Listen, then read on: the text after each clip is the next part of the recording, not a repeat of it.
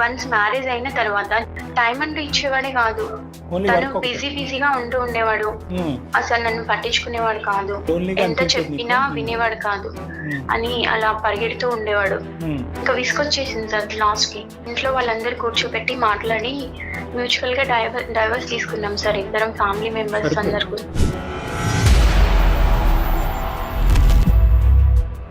Divorce అనేటటువంటి proposal interest మొట్టమొదటిసారిగా ఎవరి దగ్గర నుంచి వచ్చింది? నీ దగ్గర నుంచా అతని దగ్గర నుంచా? నా దగ్గర నుంచి వచ్చింది సార్. ఇంట్లో వాళ్ళు ఒప్పించి నాకు సెకండ్ మ్యారేజ్ చేశారు సార్. ఇది ఎప్పుడు? డైవర్స్ అయిపోయిన తర్వాత ఒక 6 months తర్వాత చేశారు సార్. తను వర్క్ లో ఉంటున్నారు అని అలా అనుకుని తనకి డైవర్స్ ఇచ్చాను. దీని ఇంకా చాలా ఘోరం సార్. ఏమైందమ్మా ఇతనికి? ఇతను అసలు పట్టించుకోవడం కాదు సార్. గర్ల్ ఫ్రెండ్స్, ఇంకా పబ్బులు,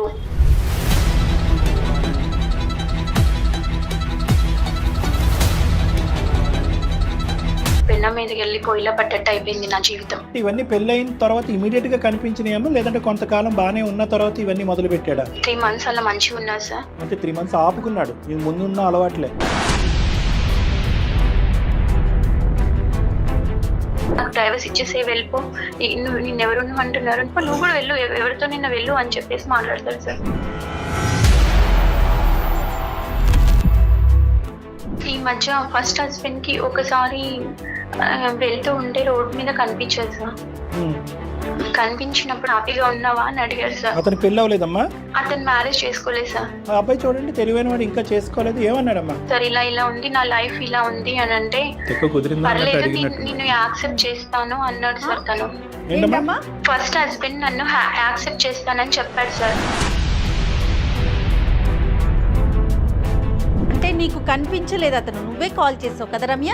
అవును మేడం, నాకే ఇంకా తనతో ఒకసారి మాట్లాడాలనిపించింది మేడం. అటువంటి టార్చర్ కూడినటువంటి వాతావరణంలో ఉండమ్మా, భరించమ్మా అనేటటువంటి వేదిక ఇది కాదు. దాన్ని ఎప్పుడు నేను జయగారు ఎప్పుడు సమర్థించు. కానీ ఇప్పుడు అందులోంచి బయటపడవలసినటువంటి నువ్వు నిర్ణయం తీసుకునేటటువంటి కెపాసిటీలో ఇమోషన్స్ అనేటటువంటిది కవర్ చేయటం వల్ల తొందరపాటు నిర్ణయాలు తీసుకునే రమ్య మాకు కనిపిస్తుంది.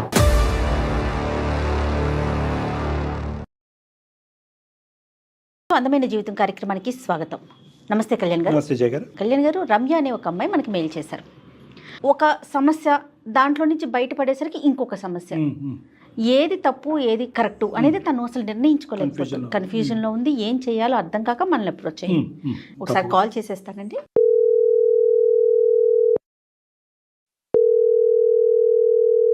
హలో హలో, ఎవరండి? నేను జయానండి, సుమన్ టీవీ అందమైన జీవితం ప్రోగ్రామ్ నుంచి కాల్ చేస్తున్నాను. రమ్య గారు, మీరు మాకు మెయిల్ చేశారు కదా? అవునండి, నేనే మీకు మెయిల్ చేసింది. నాతో పాటు డాక్టర్ కళ్యాణ్ చక్రవర్తి గారు కూడా ఉన్నారు. మాట్లాడతాను మేడం. చెప్పమ్మా, సమస్య ఏంటి చెప్తాను సార్. నేను 4 years ముందు రమేష్ అని ఒక అతన్ని లవ్ చేశాను సార్. అంటే మీ వయసు ఎంతమ్మా? ప్రస్తుతం మీరు ఏం చేస్తుంటారు? నేను హౌస్ వైఫే సార్. నా ఏజ్ 29 years సార్. ఆయన ఏం చేస్తుంటాడు? అతను సాఫ్ట్వేర్ ఇంజనీర్ మేడం. రమేష్ తో ఎలా పరిచయం? బీటెక్ చేసేటప్పుడు ఇద్దరం పరిచయం మేడం, క్లాస్ లో. బీటెక్ అయిపోయిన తర్వాత ఇద్దరం ఇంట్లో చెప్పి వాళ్ళందరూ ఒప్పుకున్న తర్వాత మ్యారేజ్ చేసుకున్నాం సార్. అక్కడ వరకు బాగుంది. తర్వాత ఏమైందమ్మా? మ్యారేజ్ చేసుకునే ముందు అంతకుముందు హ్యాపీగా అంత బాగా చూసుకునేవాడు, హ్యాపీగా ఉండేవాళ్ళము. వన్స్ మ్యారేజ్ అయిన తర్వాత టైం అంటూ ఇచ్చేవాడే కాదు. తను బిజీగా ఉంటూ ఉండేవాడు. అసలు నన్ను పట్టించుకునేవాడు కాదు. అతను వర్క్ బిజీగా ఉన్నాడు, బీటెక్ చదివి అదే కాలేజ్ నుంచి. ఈ అమ్మాయి బీటెక్ చదివి ఖాళీగా ఉండటం వల్ల అతని బిజీనెస్ అనేది ఇంకా ఎక్కువగా కనిపించింది. సర్లే అమ్మ, నువ్వు ఎందుకు బిజీగా లేవో కనుక్కోవచ్చా? మమ్మీ వాళ్ళు ఊరికినే ఎందుకు ఇద్దరు జాబ్ చేయడం అని చెప్పేసి అన్నారు సార్. సో నీ మెయిన్ కంప్లైంట్ అతని గురించి ఏంటంటే ఆ క్వాలిటీ టైం, ఫ్యామిలీ టైం అనేది కేటాయించేవాడు కాదు, అంతేనమ్మా? అవును సార్. స్టార్ట్అప్ కంపెనీ లాగా స్టార్ట్ చేద్దామని చెప్పి తనగా ఓన్ గా కంపెనీ స్టార్ట్ చేయడం కోసం తన వర్క్ లో తను బిజీగా ఉంటుండేవాడు సార్. మన ఫ్యూచర్ కోసమే కదా నేను ప్లాన్ చేస్తున్నాను అని చెప్పేసి అనేవాడు సార్. అంటే అక్కడ నాకు ఎక్కడ ఫ్యూచర్ కనిపించలేదు. ఓన్లీ రోబో లాగా అలా వర్క్ చేస్తూ ఉండేవాడు. ఇంకా లైఫ్ అంటూ ఇదేనా అన్నట్టుగా అయిపోయింది నాకు లాస్ట్ కి. ఏంటి ఇంకా బోర్ గా అదేదో మెంటల్ టెన్షన్ లాగా అయిపోయింది సార్. ఎంత చెప్పినా వినేవాడు కాదు. మనీ వర్క్ అని అలా పరిగెడుతూ ఉండేవాడు. ఇంకా విసుకొచ్చేసింది సార్ లాస్ట్ కి. ఇంట్లో వాళ్ళందరూ కూర్చోబెట్టి మాట్లాడి మ్యూచువల్ గా డైవర్స్ తీసుకున్నాం సార్ ఇద్దరం ఫ్యామిలీ మెంబర్స్ సరిపోయింది. ఇంకా అందరి ఇలాంటి ముందు. కారణాలకు కూడా డైవర్స్ అవుతున్నాయంటే అది కూడా మ్యూచువల్ గా మాట్లాడుకొని ఇరు కుటుంబాలతో కలిపమ్మా. కుటుంబాలు. ఇరు కుటుంబాలు కూర్చొని మాట్లాడుకొని ఆ, ఫ్యామిలీ లైఫ్ ఉండేదమ్మా, అంటే భార్యాభర్తల లైఫ్ ఉండేదా మీ ఇద్దరి మధ్యన? ఉండేది సార్. కానీ పిల్లలు లేరు మీకు. ఆమె పిల్లలు లేరు సార్. డైవర్స్ అయిపోయిందమ్మా? అయిపోయింది సార్. ఎంతకాలం కలిసి ఉన్నారు? 2 years కలిసి ఉన్నాం sir. 4 years love, 2 years marriage. Okay అలా. ఓకే సో వాస్తవానికి వీళ్ళు పెళ్ళి అయ్యి 2 years కాదు 6 years అయినట్టు. అంతే కదా. 4 years 2 years. అంటే అంతే సార్. ఏంటమ్మా ఎవరు అడ్డుపడలేదా ఇలాంటి అతను కారణం? ఎలా ఒప్పుకున్నాడు? అతను ఒప్పుకోవటం ఒకటి, కుటుంబ సభ్యులు ఒకటి, ప్రేమించుకున్నది మ్యూచువల్ గా మీరు. అండర్స్టాండ్ గా తీసుకొని ఇంకా తను నన్ను ఎప్పటికీ అర్థం చేసుకోలేకపోతున్నావు నువ్వు.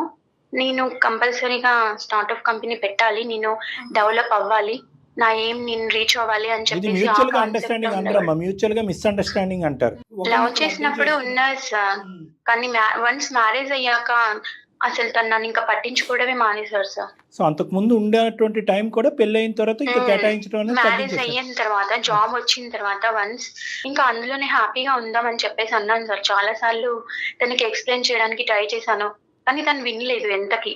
ఆ తర్వాత డైవర్స్ తీసుకున్నాం సార్. మ్యూచువల్ గా ఫ్యామిలీ మెంబర్స్ అందరు కూర్చొని డైవర్స్ అది ఓకే, మ్యూచువల్ గా తీసుకున్నాం. ఫ్యామిలీ మెంబర్స్ అందరికి ఎవరు ఆపలేదమ్మా. ఇరువైపు కుటుంబాలు కాస్త చూడండి, లేదంటే కౌన్సిలింగ్కి వెళ్ళండి, లేదంటే బాబు నువ్వు ఇలా తగ్గాలి, అమ్మ నువ్వు ఇలా ఉండాలి అనేటటువంటి మాట ఎవరి దగ్గర నుంచి రాలేదా? డైరెక్ట్ గా డైవర్స్ అనే పదం వచ్చిందా? అటు పేరెంట్స్ ఇటు పేరెంట్స్ అందరు మాట్లాడారు. డైవర్స్ అనేటటువంటి ప్రపోజల్ ఇంట్రెస్ట్ మొట్టమొదటిసారిగా ఎవరి దగ్గర నుంచి వచ్చింది? నీ దగ్గర నుంచా అతని దగ్గర నుంచా? నా దగ్గర నుంచి వచ్చింది సార్. తను అట్లీస్ట్ వీకెండ్స్ అన్న టైం కేటాయిస్తాను, హాలిడేస్ కేటాయిస్తానని కూడా ఒప్పుకోలేదు అతను. ఒప్పుకోలేదు సార్. తను రీచ్ అవ్వాలని చెప్పేసి ఆ కాన్సెప్ట్ లోనే తను ఉన్నాడు. ఇంట్లో వాళ్ళు ఒప్పించి నాకు సెకండ్ మ్యారేజ్ చేశారు సార్. ఇది ఎప్పుడు? డైవర్స్ అయిపోయిన తర్వాత ఒక 6 months తర్వాత చేశారు సార్. సెకండ్ మ్యారేజ్ అయింది సార్. తను వర్క్ లో ఉంటున్నారు అని అలా అనుకొని తనకి డైవర్స్ ఇచ్చాను. తిని ఇంకా చాలా ఘోరం సార్. ఏమైందమ్మా ఇతనికి? ఇతను ఇంకా అసలు ఇంకా పట్టించుకోవడం కాదు సార్. గర్ల్ ఫ్రెండ్స్, ఓ ఇంకా పబ్బులు. అదేనండి, మొదట అతను సింగిల్ జాబ్ అంటే ఇతనికి 2 జాబులు 3 జాబులు చాలా జాబులు ఉన్నాయి ఇతనికి. పెన్న మీదకి వెళ్ళి పొయ్యిలో పడ్డట్టు అయిపోయింది నా జీవితం. 2 years ఉన్నాం సార్ అలా. చాలా వరకు ఈయన టార్చర్ మెయిన్. నీకు ఇష్టమైతే ఉండు, లేకపోతే వెళ్ళిపో ఈ అని సంబంధం ఎలా చెప్పేసి వచ్చిందమ్మా? మమ్మీ వాళ్ళు తీసుకొచ్చారు సార్. పెద్దవాళ్ళు తీసుకొచ్చిన సంబంధం. అతనికి ఇంతకు ముందు పెళ్లి అయిందా? అతనికి ఇది ఫస్ట్ మ్యారేజా? తనకి ఏం మ్యారేజ్ అవ్వలేదు సార్. First marriage. ఇది ఫస్ట్ మ్యారేజ్. మరి ఫస్ట్ మ్యారేజ్ అబ్బాయి నీ గతం గురించి అన్ని తెలుసుకున్నాడా? అన్ని ఎక్స్ప్లెయిన్ చేశాం సార్. అన్ని ఎక్స్ప్లెయిన్ చేశాకే మ్యారేజ్ చేసుకున్నాడు సార్ తను. ఆయన ఎందుకు వచ్చాడు? ఇతను కళా పోషకుడు అని చెప్పి చాలా మందికి తెలిసి ఏ అమ్మాయిలు రాక ఇంకా నువ్వు దొరికావు కాబట్టి నిన్ను చేసుకున్నాడేమోనమ్మా. అసలు ఏమైనా వాకప్ చేశారా ఇతని గురించి? మమ్మీ వాళ్ళు చూసారు, సరే అని చేసుకున్నాను సార్. తెలియదు ఇంకా అతని గురించి. ఇతను సాఫ్ట్వేరే సార్. తను ఇంకా 3-4 days కూడా వెళ్ళిపోతాడు సార్. ఇంకా ఇంట్లో నుంచి చెప్పకుండా వెళ్ళిపోతాడు. ఎక్కడికి వెళ్ళారు అంటే అసలు నువ్వెవరు మాట్లాడడానికి, నీకు ఇష్టమైతే ఉండు, లేకపోతే వెళ్ళిపో, అది నా ఇష్టం, నా లైఫ్ నా ఇష్టం. అంటే ఇవన్నీ పెళ్లి అయిన తర్వాత ఇమీడియట్ గా కనిపించినాయేమో, లేదంటే కొంతకాలం బానే ఉన్న తర్వాత ఇవన్నీ మొదలు పెట్టాడా? 3 months అలా మంచిగా ఉన్నారు సార్. అంటే 3 months నాకు ఆపుకున్నాడు. ఇది ముందున్న అలవాట్లే. నాకు ఒక పాప ఉంది సార్. ఇప్పుడు సెకండ్ హస్బెండ్. ఎంతమ్మా పాప ఏజ్ ఇప్పుడు? 7 months సార్. ఇతనితో టార్చర్ పడలేకపోతున్నాను సార్. సెకండ్ హస్బెండ్ తోటి నాకు చాలా టార్చర్ చూపిస్తున్నాడు. ఆ టార్చర్ నేను అనుభవించలేకపోతున్నాను. ఇష్టం వచ్చినట్టు మాట్లాడతాను సార్. ఇష్టమైతే ఉండు, వెళ్ళిపో, నాకు డైవర్స్ ఇచ్చేసే, వెళ్ళిపో, నిన్నెవరు అంటున్నారు, నా ఇష్టం, ఇది నా లైఫ్, నువ్వు కూడా వెళ్ళు, ఎవరితో నిన్న వెళ్ళు అని చెప్పేసి మాట్లాడతారు సార్. ఇప్పుడు పాప ఒకటి ఈ అమ్మాయికి. కాదమ్మా, ఇప్పుడు మా దాకా ఎందుకు వచ్చావు నువ్వు? అందమైన జీవితానికి ఎందుకు మెయిల్ చేసావు? అయితే నేను ఈ మధ్య ఫస్ట్ హస్బెండ్ కి ఒకసారి వెళ్తూ ఉంటే రోడ్ మీద కనిపించారు సార్. కనిపించినప్పుడు ఎలా ఉన్నావు, హ్యాపీగా ఉన్నావా, నీకు నచ్చినట్టుగా ఉంటామని వెళ్ళావు కదా, హ్యాపీగా ఉన్నావా అని అడిగారు సార్. అతను పెళ్ళి అవ్వలేదమ్మా? అతను మ్యారేజ్ చేసుకోలేదు సార్. అతను చేసుకోలేదు ఇంకా. తెలివైనవాడు, ఆలోచిస్తున్నాడు, నీట్గా ఎంచుకుందామని వెయిట్ చేస్తున్నాడు. నీకు ఆదరాబాదరాగా డివోర్స్ అయినటువంటి 6 నెలల్లోనే ఏదో కొంపలు మునిగిపోయినట్టు పెళ్లి అనేటటువంటిది ఒక ఆడది పెళ్లి డైవర్స్ అయిన తర్వాత పెళ్లి కాకుండా ఉండకూడదు ఈ సమాజంలో. తల్లిదండ్రులకి అవమానము, సమాజంలో అందరికీ అవమానం. వీలైనంత తొందరగా పెళ్లి చేసేసేయాలి. అక్కడే తప్పిదాలు జరిగిపోతూ ఉంటాయి. ఇంకొక సాంప్రదాయం, ఇంకొక పట్టింపు, ఇంకో పంతం ఉంటుంది కదా. ఏంటంటే సెకండ్ మ్యారేజ్ ఉండొద్దు, ఫస్ట్ మ్యారేజ్ అబ్బాయే కావాలి. ఆ ఫస్ట్ మ్యారేజ్ అబ్బాయి వచ్చేటప్పటికి వాడు ఎలాంటి వాడు, ఏంటి, వెనక ముందు ఏముందన్నది వాకప్ చేయకుండా చేసేసుకోవటం. ఆ అబ్బాయి చూడండి తెలివైన వాడు, ఇంకా చేసుకోలేదు. ఏమన్నాడమ్మా? హ్యాపీగానే ఉన్నాడు తను? తను హ్యాపీగా ఉన్నావా అని అడిగారు సార్. ఆ మాటకి నాకు చాలా ఏడుపు వచ్చేసింది సార్. తనకు చెప్పాను సార్, ఇలా ఇలా ఉంది, నా లైఫ్ ఇలా ఉంది అని అంటే, పర్లేదు నిన్ను యాక్సెప్ట్ చేస్తాను అన్నాడు సార్. తను ఏంటమ్మా? ఫస్ట్ హస్బెండ్ నన్ను యాక్సెప్ట్ చేస్తానని చెప్పాడు సార్. మీకు పని పట్టలేదమ్మా ఏంటి ఇప్పుడు ఈ పెళ్లిలోంచి మళ్ళీ నిన్ను యాక్సెప్ట్ చేయటం ఏంటి? అంటే ఇప్పుడు సెకండ్ హస్బెండ్ టార్చర్ నేను అనుభవించలేకపోతున్నాను సార్. బాగా టార్చర్ చేస్తున్నారు. కానీ మీరు కూడా విడిపోయిన ఎలా వాళ్ళే పడితే- కదమ్మా.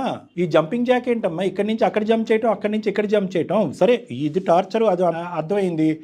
అక్కడ మళ్ళీ అతను నేను రెడీగా ఉన్నాను రా అంటే కనుక మీ ఇష్యూని ఎవరు రిజాల్వ్ చేస్తారు? ఈ బుర్ర ముందే ఉంటే బాగుండేదేమో కదా. అవును సార్, నేను చాలా తప్పు చేశానని అప్పుడు అర్థమైంది సార్. పెద్ద ముళ్ళు ముందు పెద్ద గీత ముందు చిన్న గీత, అది సమస్య ఇది సమస్య, అది చిన్న సమస్య ఇది పెద్ద సమస్య. అక్కడ ఎంట్రీ ఇవ్వగానే నీకు చిన్న సమస్య మళ్ళీ కనిపిస్తుంది. At the end of the day అది చిన్నదైనా కూడా సమస్యే. ఆ సమస్యలో 2 years పాటు నువ్వు వేగలేక బయటకు వచ్చావు, అది గుర్తుపెట్టుకో. తను ఇంకా యాక్సెప్ట్ చేస్తానని చెప్పాడు సార్ ఫస్ట్ హస్బెండ్. అతను ఇప్పుడు అమ్మ యాక్సెప్ట్ చేయటం చేయకపోవటం కాదు. నువ్వు కదమ్మా వద్దనుకొని వచ్చేసింది, అతను కాదు కదా. అప్పుడు సమస్య నీ వైపు నుంచి మొదలైంది కదా ఫస్ట్ టైంతో, అంతే కదా డాక్టర్ గారు? నిన్ను యాక్సెప్ట్ చేస్తాడు, పాపని పాపని కూడా యాక్సెప్ట్ చేస్తానని చెప్పాడు సార్ తను. మార్పులు ఇంతకు ముందు మీరు 2 years పాటు వచ్చినటువంటి భేదాభిప్రాయాలు ఎలాగ రిజాల్వ్ అవుతాయి? రిజాల్వ్ అంటే అవ్వకపోతే తను బేసిక్ గా చాలా మంచివాడు సార్. అప్పుడు తను అనిపించలేదు 2 years వర్క్ నుంచి. అవును సార్. ఇప్పుడు ఏంటి తను వర్క్ ప్రెషర్ వల్ల అలా పట్టించుకోవడం మానేసాడే గానీ తను ఇంకెప్పుడు నన్ను ఎలా అరెస్ట్ చేయలేదు సార్. సెకండ్ హస్బెండ్ టార్చర్, చాలా టార్చర్ సార్. కాదమ్మా ఇప్పుడు ఏంటమ్మా రిజైన్ చేస్తా అంటాడు జాబ్ కి ఫస్ట్ హస్బెండ్? రిజైన్ చేస్తా అని చెప్పలేదు సార్. నేను కొంచెం సెట్ చేసుకుంటాను నా టైమింగ్స్ అంతా, నీ కోసం నేను లైఫ్ ని కొంచెం హ్యాపీగా చూసుకోవడానికి నేను ట్రై చేస్తాను. పాపని కూడా నేను చాలా బాగా చూసుకుంటాను. తర్వాత అతను కనువిప్పు కలిగింది. నువ్వు వెళ్ళాక నాకు అర్థమైంది నిన్నెంత మిస్ అయ్యానో అని చెప్పేసి చెప్పారు సార్. ఇప్పుడు భార్యతో పాటు బేబీ వస్తుంది. మాకెందుకు చేసావమ్మా? సార్ నాకు ఏం చేయాలో అర్థం అవ్వట్లేదు సార్. నాకు అర్థం కావట్లేదు. మైండ్ బ్లాక్ అయిపోయింది సార్. మమ్మీ వాళ్ళకి కూడా చెప్పలేను సార్ ఇప్పుడు నేను ఈ సిచ్యువేషన్ చెప్పాలమ్మా, ఇది పక్కా చెప్పాలి. మా వరకు వచ్చే ముందు ఫస్ట్ ఆఫ్ ఆల్ పేరెంట్స్ ఇది చాలా క్రిటికల్ ఇష్యూ అమ్మా. నీ ఫస్ట్ మ్యారేజ్ అలా అయినందుకే పేరెంట్స్ ఎంతో బాధపడుతూ ఉంటారు. ఆ అబ్బాయి పేరెంట్స్, మీ పేరెంట్స్ అకారణంగా డివోర్స్ అది ఫస్ట్ది. అసలు వాళ్ళు ఇరువైపులు పెద్దవాళ్ళు, అంత మెచ్యూరిటీ ఉండి అనుభవం ఉండే ఆలోచన ఉండేటటువంటి వాళ్ళు ఎందుకంత తొందరపడ్డారు? అమ్మ ఇంకో 6 నెలలు చూడు, ఇంకో సంవత్సరం చూడు, లేదంటే మా అందరి మధ్యన కౌన్సిలింగ్ జరగకపోతే బయటికి వెళ్ళి కౌన్సిలింగ్ తీసుకోండి, లేదంటే నువ్వు ఉద్యోగం తీసుకుని నువ్వు బిజీ అవ్వు. ఆ చిన్నపాటి సమస్యకి మాకైతే కనుక అది గోరంత సమస్య, ఇది కొండంత సమస్య. ఆ గోరంత సమస్యకి 1,00,000 పరిష్కార మార్గాలు కనిపిస్తున్నాయి మాకు.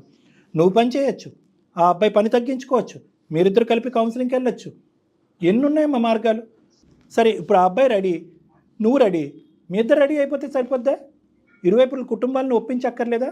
ఈ మహానుభావుడిని ఎవరినైతే నువ్వు ఇప్పుడు పెళ్లి చేసుకున్నావో వాళ్ళ అమ్మ నాన్న ఏమంటారు? వాడిని నువ్వే మార్చుకోవాలి, నీ గురించి తెలిసి మ్యారేజ్ చేసుకున్నాడు తను, నువ్వు మార్చుకోవాల్సిన అవసరం ఉంది అని చెప్పేసి వాళ్ళు అన్నారు సార్. మారకపోయేటప్పటికి ఈ అమ్మాయి కొంతమంది ఉంటారు చూడండి, వీడు అలవాట్లు మారట్లేదు, ప్రవర్తన మారట్లేదు అంటే పెళ్ళయ్యాక మారుతాడంటే వీళ్ళు దొరికారు. రమేష్ ఇప్పుడు మనస్ఫూర్తిగా వచ్చాడా? అంటే నీ బాధను విని నీ మీద సానుభూతితో వచ్చాడా, లేదంటే ఇన్ని రోజులు బట్టి నువ్వు లేక అతను కూడా బాధపడుతున్నాడా? లేదు సార్, నాకే తనతో మాట్లాడాలనిపించింది సార్ ఒకసారి. కనిపించలేదు అతను, నువ్వే కాల్ చేసావు కదా రమ్య? అవును మేడం, నాకే ఇంకా తనతో ఒకసారి మాట్లాడాలనిపించింది మేడం. రమ్య నాకు ఒకటి అనిపించింది, ఇప్పుడు మీరు లవ్ మ్యారేజ్ చేసుకున్నప్పుడే మీ పేరెంట్స్ నీ పేరెంట్స్ ముఖ్యంగా కూర్చొని మాట్లాడారు కదా, మరి ఇది అరేంజ్డ్ మ్యారేజ్. ఇక్కడ ఇష్యూ అయినప్పుడు నీ పేరెంట్స్ కి చెప్పాల్సింది కదా రమ్య నువ్వు ఒకసారి. వాళ్ళ అత్త మామూలుగా చెప్పింది, వాళ్ళు ఏమొచ్చి హ్యాండ్స్ అప్ మేమేమి చేయలేము ఇక్కడ, మార్చుకుంటే కనుక నువ్వే మార్చుకో అని చెప్పి వాళ్ళు తప్పించుకున్నారు.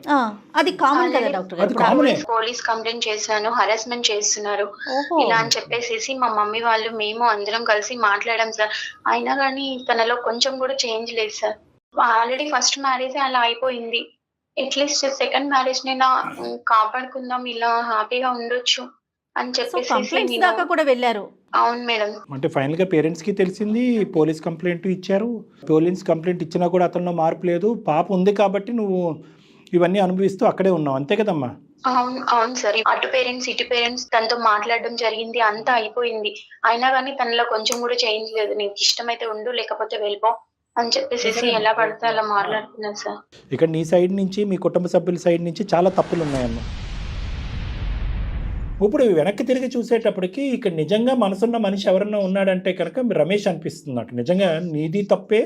ఇప్పుడు వచ్చినటువంటి అబ్బాయి యొక్క ఆలోచన శైలి మాత్రం చాలా దుర్మార్గత్వం. అతను మారుతాడని నేనైతే అనుకోవట్లేదు. ఇప్పుడు రమేష్ నీ జీవితంలోకి రావాలి అని నువ్వు మనస్ఫూర్తిగా కోరుకుంటున్నావా? ఈ వేడి తట్టుకోలేక, ఈ సమస్యను భరించలేక, బిడ్డతో పాటు నా జీవితం సర్వనాశనం అయిపోద్ది అని చెప్పి ఆ వేడిలోంచి ఒక చల్లదనం కావాలి కాబట్టి రమేష్ యొక్క పనితనం కానీ అతని యొక్క ఆలోచన శైలి అతని వ్యక్తిత్వాన్ని తర్వాత చూసుకుందాం, ఇప్పటి వరకు అయితే కనుక ఇక్కడ పరిగెట్టుకుని వచ్చేద్దాం అన్నట్టుగా వస్తున్నావా? అంటే నేను కూడా బీటెక్ చేశాను సార్. ఒకవేళ తను కలవకపోతే మళ్ళీ రమేష్ నాతో నేను కూడా జాబ్ చేసి పాపను చూసుకుందాం అన్న డెసిషన్ కి వచ్చాను సార్ లాస్ట్ కి. ఒకవేళ రమేష్ ఎస్ అన్నా నో అన్నా కూడా మీరైతే ఇతనితో సెపరేట్ అయిపోవటానికి రెడీగా ఉన్నారు, అంతేనా? అంతే మేడం. ఇప్పుడు రమేష్కి నీ మీద ఉన్న ప్రేమతో పాపని యాక్సెప్ట్ చేస్తా అన్నాడు, అది గుర్తుపెట్టుకో. రమేష్కి ఇప్పుడు ప్రత్యేకమైనటువంటి నీ బిడ్డ మీద ఏమీ అంత గొప్ప ప్రేమ అవేమీ పుట్టుకురావు, దయచేసి ఆ అంశాన్ని పక్కన పెడదాము. ఈ సెకండ్ వచ్చినటువంటి వ్యక్తి యొక్క జీవితం అతనితో పాటు ప్రయాణం అయితే మాత్రం కొనసాగించాలని అనుకోవట్లేదు, అతను కూడా నిన్ను ఉంచుకోవాలని అనుకోవట్లేదు. అతని అలవాట్లకి ఆలోచనలకి ఎవరిని అడ్డుపడితే కనుక గెట్అవుట్ అంటున్నాడు. కాబట్టి బహుశా ఇందులోంచి బయటపడటమే కరెక్ట్ అని నువ్వు అనుకున్నావు, అంతేనమ్మా? అవును సార్. అక్కడైతే ఉండమని మేము చెప్పమమ్మా, అది 2వ పెళ్ళైనా 3వ పెళ్ళైనా 10వ పెళ్ళైనా. అటువంటి టార్చర్ కూడినటువంటి వాతావరణంలో ఉండమ్మా, భరించమ్మా అనేటటువంటి వేదిక ఇది కాదు. దాన్ని ఎప్పుడు నేను జయగారు ఎప్పుడు సమర్థించు. కానీ ఇప్పుడు అందులోంచి బయటపడవలసినటువంటి నువ్వు నిర్ణయం తీసుకునేటటువంటి కెపాసిటీలో ఇమోషన్స్ అనేటటువంటిది కవర్ చేయటం వల్ల తొందరపాటు నిర్ణయాలు తీసుకునే రమ్య మాకు కనిపిస్తుంది. కాబట్టి ఈసారి నువ్వు తీసుకునేటటువంటి నిర్ణయానికి మాలాంటి పెద్దల యొక్క తోడ్పాటు అనేది చాలా ఇంపార్టెంట్, కుటుంబ సభ్యుల యొక్క ఆలోచన అనేది కూడా చాలా ఇంపార్టెంట్. దీంతో పాటు పాప భవిష్యత్తు కూడా పాప ఆధారపడింది భవిష్యత్తు కదా అంతే. డాక్టర్ గారు. ఇప్పుడు మళ్ళీ ఈ వాతావరణంలోకి వెళ్ళాక కొత్త వాతావరణం ఒక నెల రోజుల పాటు రమేష్ మళ్ళీ నువ్వు వెనక్కి వచ్చావు కాబట్టి నీతో చాలా టైం స్పెండ్ చేసి అంతా మారిపోయినట్టుగా ఉండి, మళ్ళీ ఒక నెల రోజుల తర్వాత మళ్ళీ అతను స్టార్టప్ అనుకుంటూ ఆ పనిలో స్పీడ్గా బిజీ అయ్యి, ఇదేంటి మళ్ళీ నాకు ఇతను టైం స్పెండ్ చేయట్లేదని చెప్పి ఇంకో విడాకులు తీసుకోవడానికి నువ్వు ప్రయత్నం చేసావు అనుకో, అర్థం లేనటువంటి వ్యవహారం అవుతుంది. ఇంకా పెళ్లి విడాకులు ఇదే కాన్సెప్ట్ అయిపోతుంది తన జీవితం అంతా కూడా. ఇప్పుడు వరకు అయితే కనుక స్టెప్ బై స్టెప్ అని అంటానమ్మా, పర్లేదు. నెల రోజులు పట్టినా 6 నెలలు పట్టినా సంవత్సరం పట్టినా, మేము పాత ప్రేమికులకు పెళ్లి చేసుకున్న తర్వాత విడాకులు తీసుకున్నాం, మళ్ళీ టైం గ్యాప్ ఎందుకండి రేపో మాపో పెళ్లి చేసేసుకుంటాం అంటే కనుక అది కరెక్ట్ కాదు. నాకు ఇప్పుడు ప్రధానంగా ఏంటంటే you have to take time and step wise ముందుకెళ్ళటం అనేది మంచిది. మొదటిసారి జరిగినటువంటి ప్రాబ్లం ఏంటంటే ఆ డైవర్స్ అనేటటువంటి వాడి వేడి ఆ ఇమోషన్ నుంచి పూర్తి స్థాయిలో నువ్వు నీ కుటుంబ సభ్యులు బయటకు రాకుండానే ఒక పెళ్లి సంబంధం ఎతికారు, వెనక ముందు ఆలోచించకుండా పూర్వపరాలు తెలుసుకోకుండా పెళ్లి చేసుకుని పప్పులో కాలేశారు. ఫస్ట్ నీ ప్రధానమైనటువంటి కర్తవ్యం ఏంటంటే స్మూత్గా సేఫ్గా ఈ మ్యారేజ్లోంచి ఎలా బయటకు రావాలి అనేటటువంటి ఫస్ట్ అది నీ ప్రైమరీ ఎజెండా. నువ్వేంటంటే నెంబర్ 2ని నెంబర్ 1 స్థానంలో, నెంబర్ 1ని నెంబర్ 2 స్థానంలో ఆలోచిస్తున్నావు. మళ్ళీ అదే కన్ఫ్యూజన్ జరుగుతుంది ఇక్కడ స్లో డౌన్. నీ ఇమోషన్స్ అనేది పక్కన పెట్టు. నువ్వు డిప్రెషన్లో ఉంటే నా దగ్గరికి ట్రీట్మెంట్కి రా, నీ డిప్రెషన్ క్లియర్ చేస్తాను, చక్కటి నిర్ణయాలు తీసుకొచ్చి ఆ డిప్రెషన్ క్లియర్ అవుతాయి. ఫస్ట్ నీకు కావాల్సింది ఏంటంటే అసలు ఈ మనిషి పో అన్నంత ఈజీగా నేను వదులుతాడా, రమేష్ ఇచ్చినంత ఈజీగా ఈ విడాకులు ఇస్తాడా, లేదంటే నీకు అతను స్టాటిస్టిక్ మెంటాలిటీతో చుక్కలు చూపెడతాడా, లాయర్ కానీ లీగల్గా కానీ ఎటువంటి కేసులు అతని మీద పెట్టి ఎలాగ సాఫీగా బయటకు రావచ్చు నువ్వు నీ బిడ్డ యొక్క కస్టడీ అనేటటువంటిది కూడా దాని గురించి కూడా నువ్వు ఫైట్ చేయాలి. మీ బిడ్డను వదలటానికి కూడా చాలా ఇబ్బంది పెట్టచ్చు, అదొక చిక్కుముడి సమస్య అవుతుంది. సో కాబట్టి నువ్వు నీ బిడ్డ సేఫ్గా బయటకు రావాలి. రెస్పాన్సిబిలిటీ తీసుకోడు సార్ పాపని. నువ్వు చెప్పేది కరెక్ట్ రమ్య, కానీ డాక్టర్ గారు చెప్పే కోణం ఒకసారి ఆలోచించు. పట్టించుకోకపోవటం వేరు, అతను నిన్ను వదిలించుకోవటం వేరు కదా. అతను ఎంతవరకు ముందుకు వస్తాడో నీకు డివోర్స్ ఇవ్వడానికి. వీళ్ళు ఏం చేస్తారంటే నీ వరకు విడాకులు ఇస్తారు, కానీ కస్టడీ గురించి ఫైట్ చేస్తారు. అప్పుడు ఏమవుతుందంటే బిడ్డ మీ ఇద్దరి దగ్గర ఉంటుంది, నీ దగ్గర రమేష్ దగ్గర ఉంటుంది. ఇతను ఏంటంటే బిడ్డ ద్వారా ఒక గేమ్ ఆడటం మొదలు పెడతాడు. వీకెండ్స్ రావటము, లేదంటే వీకెండ్స్ బిడ్డను తీసుకెళ్ళటము, లేదంటే సమ్మర్ వెకేషన్కో వింటర్ వెకేషన్కో బిడ్డను తీసుకెళ్ళటము. ఈ విధంగా ఆ ప్రభావం సాకు చూపెడతాడు. అది ఒక పట్టు అనేటటువంటిది ఉంటుంది. భార్య వద్దు కానీ బిడ్డ కావాలి అనే పట్టు ఉంటుంది ఇలాంటి మెంటాలిటీ వాళ్ళకి. బిడ్డ ద్వారా నీ జీవితంలో మళ్ళీ పుల్ల పెట్టడానికి ఒక ప్రయత్నం చేస్తాడు. ఇలాంటి రకరకాల యాంగిల్స్ కోణాలు ఉన్నాయి. కాబట్టి నీ విడాకుల గురించి ఎంతైతే పోరాటం చేస్తావో బిడ్డ యొక్క కస్టడీ గురించి కూడా నువ్వు ఫైట్ చేయాలి. ఈ 2 ఫైటింగ్లు గెలిచిన తర్వాతే రమేష్తో ఏంటి నీ జీవితం అనేది అప్పుడు ఆలోచించాలి. ఎందుకంటే నీకు విడాకులు ఇవ్వటమే కాదు, బిడ్డను కూడా పూర్తి స్థాయిలో ఎటువంటి కండిషన్ లేకుండా నీకు ఇచ్చేస్తున్నాను అనేటటువంటి దాని గురించి కూడా నువ్వు పోరాడాలి. ఎందుకంటే అటువంటి వ్యక్తిత్వం ఉండేటటువంటి వ్యక్తితో బిడ్డను ఉంచడం కూడా ప్రమాదం, చాలా ప్రమాదం. ఇప్పటికైనా నీకు ఇప్పుడు నేను తెలుసుకోవాల్సింది ఏంటంటే అమ్మ, బహుశా మొదటి పెళ్లిలోనే నువ్వు ఆలోచించవలసిన అంశం ఏంటంటే అప్పుడే నువ్వు ఉద్యోగరీత్యా బిజీ అయ్యి ఉంటే కనుక ఆ ఉద్యోగంలో ఉండేటటువంటిది ఆ సాధక బాధకాలు ఏంటి, కష్ట నష్టాలు ఏంటి, ఉదయం ఎన్నింటికి పోతే సాయంత్రం ఎన్నింటి వరకు రావచ్చు, ఎంత కష్టపడితే కనుక ఉద్యోగాన్ని నిలబెట్టుకోవచ్చు, ఎలా ఉందమ్మా ఈరోజు సాఫ్ట్వేర్ ఇంజనీర్లు కార్పొరేట్ సెక్టర్లో ఆగమే గోచరంగా ఉంది. టార్గెట్స్ నిలబెట్టకపోతే కనుక ఓవర్ నైట్ నోటీస్ ఇచ్చి తీసేస్తున్నారు జాబ్స్. ఇప్పటికైనా నువ్వు ఉద్యోగం అనేటటువంటి దాంట్లో వెళ్ళి స్లోగా సాఫీగా ఇందులో బయటకు వస్తూ ఫైనాన్షియల్గా స్టెబిలైజ్ అయ్యి రమేష్తో కూడా నాతో ఒకసారి మాట్లాడిపించమ్మా. అసలు ఆ అబ్బాయి మెంటాలిటీ ఏంటి, ఆ అబ్బాయి మనసులో ఆలోచన ఏముంది, ఇంకా నువ్వు ఫోన్ చేసేటప్పటికి నీ కథ వినేటప్పటికి నువ్వు ఇప్పటికీ నా మనసులో స్థానం ఉంది రా వచ్చేసే అని అంత రెడీగా ఎందుకు అన్నాడు, మనస్ఫూర్తిగా అన్నాడా, ఎటువంటి మార్పులు చేర్పులు అతనిలో వచ్చినాయి అనేటటువంటిది రమేష్ పాయింట్ ఆఫ్ వ్యూలో కూడా మనం కనుక్కోవాలమ్మా. తొందరపడి ఎలాంటి నిర్ణయం తీసుకోవద్దు రమ్య. డాక్టర్ గారు చెప్పే సలహా అయితే Steps ఉన్నాయి. ఎస్ కొంచెం టైం తీసుకో. చాలా కన్ఫ్యూజ్ గా ఉంది, ఎస్ అందుకోసం ఎస్ కన్ఫ్యూజన్ అందుకనే డాక్టర్ కన్ఫ్యూజన్ గారు కాదమ్మా, నువ్వు చెప్తున్నారు. డిప్రెషన్లో ఉన్నావమ్మా. ఎక్కడ కూడా నీ డిప్రెషన్లో తేరుకోలేదు. ఎప్పుడైతే కనుక రమేష్ వర్క్లో బిజీ అయిపోతున్నాడు అని అక్కడ 2 years డిప్రెషన్లో ఉన్నావు. విడాకులు తీసుకున్న 6 నెలల తర్వాత పెళ్లి చేసుకుని రెండో పెళ్లిలో ఎంటర్ అయిన 2 సంవత్సరాల పాటు డిప్రెషన్లో ఉన్నావు. నువ్వు ఎక్కడ తేరుకోలేదు, మానసికంగా నువ్వు ఎక్కడ తేరుకోలేదు. ఆ డిప్రెషన్లోనే పిల్లని కనేసావు. ఇప్పుడు ఏంటంటే కనుక ఇప్పుడు వెనక్కి ముందు వెనక్కి రెట్రోస్పెక్టివ్గా ఆలోచించడం అనేది జరుగుతుంది. కాబట్టి ఫస్ట్ నువ్వు మానసికంగా తేరుకోవాలి. ఆ డిప్రెషన్కి సంబంధించిన ట్రీట్మెంట్ తీసుకోవాలి, దానికి సంబంధించిన కౌన్సిలింగ్ తీసుకోవాలి. అందులో పూర్తి స్థాయిలో బయటకు వచ్చిన తర్వాత స్టెప్ వైజ్ నేను చెప్పినటువంటి విధంగా ముందుకెళ్తే కనుక ఖచ్చితంగా నీకు నీ కూతురికి మంచి బంగారు జీవితం అనేది ఉంది. Okay sir. నువ్వైతే రమ్య ఒకసారి డాక్టర్ గారిని కలువమ్మా. నువ్వు మీ పేరెంట్స్ పేరెంట్స్ ని ఇన్వాల్వ్ చేయండి డాక్టర్ గారు. తప్పకుండా సార్. దాన్ని బట్టి మనం ఒక్కొక్క స్టెప్ తీసుకుని ముందుకెళ్దాం. ఖచ్చితంగా మంచి అవకాశం ఉంది. yes. మంచి డెసిషన్ తీసుకోవడానికి ఒక అవకాశం ఉంటుంది రమ్య. మీ పేరెంట్స్ని తీసుకొని ఒకసారి వచ్చి డాక్టర్ గారిని కలువు. తర్వాత ఏం చెయ్యాలనేది ఆలోచిద్దాం. ఓకేనమ్మా? Okay sir. ఓకే అమ్మా, ఆల్ ద బెస్ట్ అమ్మా, నీకు నీ బిడ్డకి. ఓకే, ఆల్ ద బెస్ట్ అమ్మా, థ్యాంక్ యూ. ఎపిసోడ్ మధ్యలో ఒక మాట అన్నారు, పేరెంట్స్ కూడా ఇట్లాగా ఆలోచిస్తున్నారు కళ్యాణ్ గారు.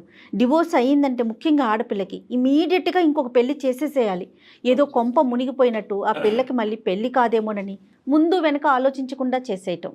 చూడండి ఎలాంటి పరిణామాలకి ఈ పిల్ల అటు చెప్పుకోలేకపోతుంది, ఉండలేకపోతుంది. జయ గారు, ఒక చిన్న పాయింట్, ఈ అమ్మాయి కూడా గిల్ట్లో ఉంటుంది. అరే నేను లవ్ చేసినటువంటి వ్యక్తి ఇలా అయిపోయాడు కదా, తల్లిదండ్రులకి పూర్తి హక్కులు ఇచ్చేద్దాం, 2 రోజుల్లో పెళ్లి చేసిన 6 నెలలు పెళ్లి చేసిన ప్రతిదానికి సై అంటే సై అని తలుపుదాం అని చెప్పి ఈ ఆడపిల్లలు లొంగిపోతారు, మానసికంగా చిదిలం అయిపోతారు. తల్లిదండ్రులు ఏంటంటే ఈ లవ్ మ్యారేజెస్ ఫెయిలియర్ కాబట్టి అరేంజ్ మ్యారేజ్ అని చెప్పి ఆదరాబాదరాగా ఒక 4-5 చూస్తారు, ఒకటి సెలెక్ట్ చేస్తారు. ఇప్పుడు సపోర్ట్ చేస్తే పేరెంట్స్ ఓకే, సపోర్ట్ చేయకుండా రిజెక్ట్ చేశారనుకోండి, ఇలాంటి వాళ్ళ ఆలోచన ఇంకెక్కడికెక్కడికో వెళ్ళిపోతుంది. ఇంకెందుకు నాకు ఈ లైఫ్ అన్న థాట్కి వెళ్ళిపోతారు కదండి. అదొక మెయిన్ పాయింట్ ఏమో బహుశా. రైట్ కళ్యాణ్ గారు, ఒకసారి చూద్దాం మీతో మాట్లాడిన తర్వాత నెక్స్ట్ ఏం చేద్దాం అనేది ఆలోచించండి. తప్పకుండా. నమస్తే. నమస్తే మేడం.